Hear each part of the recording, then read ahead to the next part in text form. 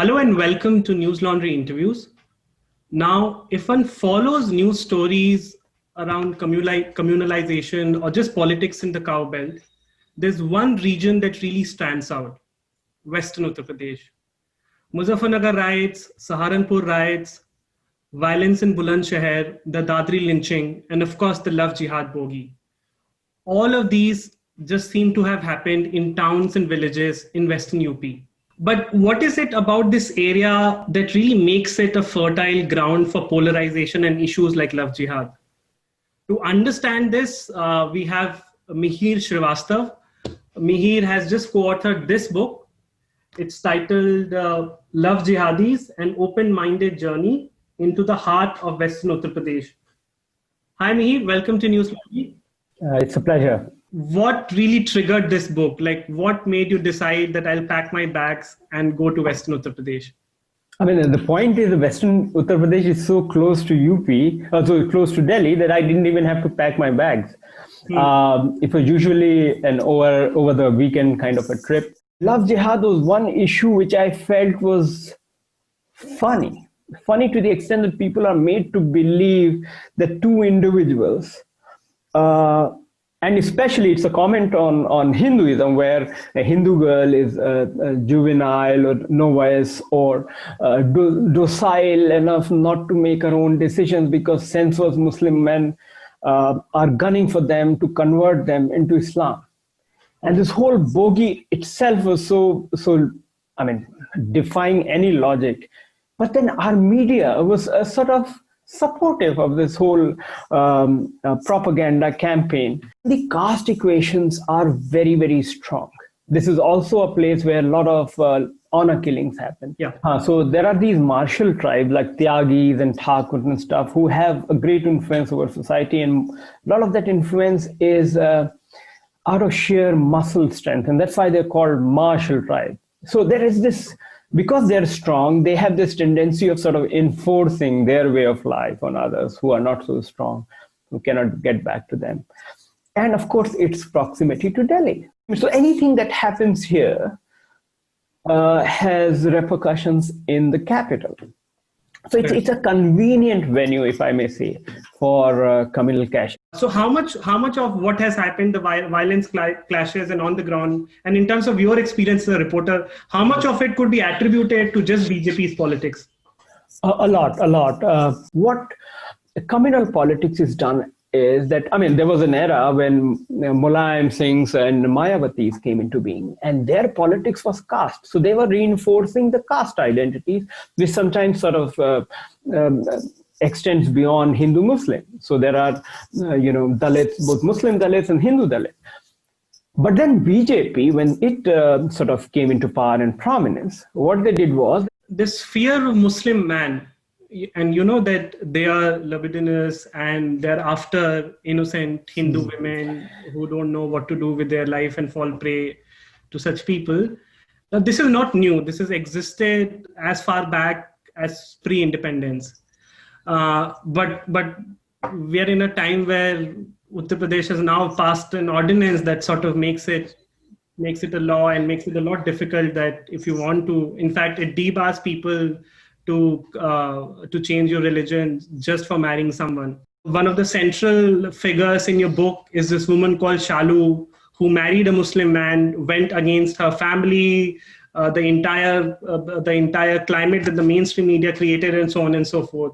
So on the ground, do you think there is even any truth, or there is even any iota of doubt about Love Jihad? Does it exist on the ground? The whole narrative is based on acute inferiority complex as far as the Sangha Parivar or whoever supporting this whole bogey of Love Jihad.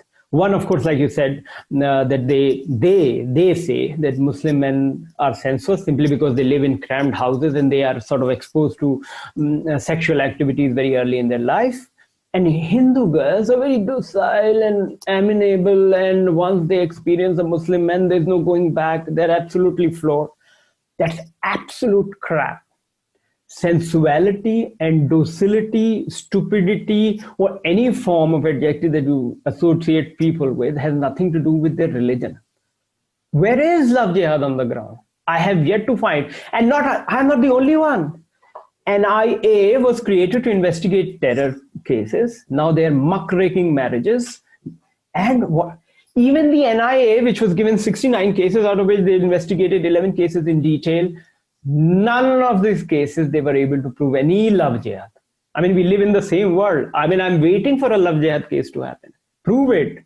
They never stand judicial scrutiny. They're thrown out even at the lower court level, who are more than willing to sort of accommodate government's sort of point of view.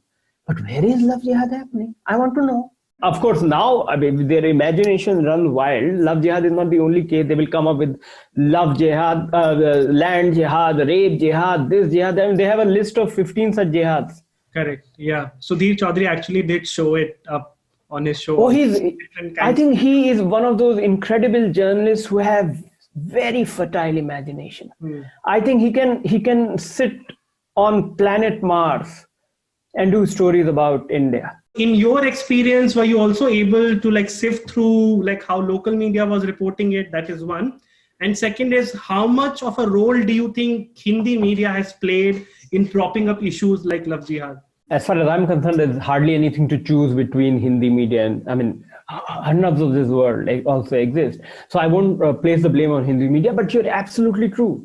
I have come across stories which says, love jihad, and then they start, prove nahi hua. So that is how they operate. I mean, there is no question that they will ever be reflecting reality. This caste fault line is something that doesn't really come across on your book.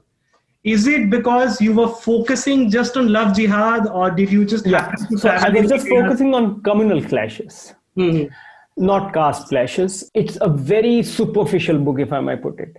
It's not like an academic study where you look into 13% Kurmis, 15% Yadavs, Muslims. No, nothing. I mean, that's what news channels in Delhi do. They keep doing the arithmetic. My idea was very simple. These guys were in news for all the wrong reasons. He's a love jihadi, he's a car vigilantist, he's this, he's that. This is where they claim all the terror factories are in Deoband, and this is where Chetnas of this world exist. So let's go and talk to them. So that's the whole idea. Thanks to a certain political outfit gaining power or political influence over the last decade or so, the nature of discourse has changed. And it's not even a comment on the political parties, it's a comment on the media itself, that we take that bait. He says, okay, discuss love jihad. Even if we are saying there is nothing called love jihad, we are discussing love jihad. I mean, there are times when we have to take a call and say, we will not talk about this rubbish, because that's even not worth a mention. See, it is a pseudo-reality that doesn't exist on the ground, but it still prevails and has sort of clouded people's judgment. Mufat khoro, muft mein itna hi milega. To watch the full unedited interview, you have to subscribe to Newslaundry and pay to keep news free. Because when the public pays, the public is served. We depend on you and not on advertisers. So go to www.newslaundry.com/subscription and subscribe and get all our unedited interviews, our special video shows, comics, and everything that's behind the paywall. Remember, to subscribe to Newslaundry, you pay just about 10 rupees a day. That's less than, well, no, a cigarette. And smoking is injurious to health. So subscribe and watch the full interview.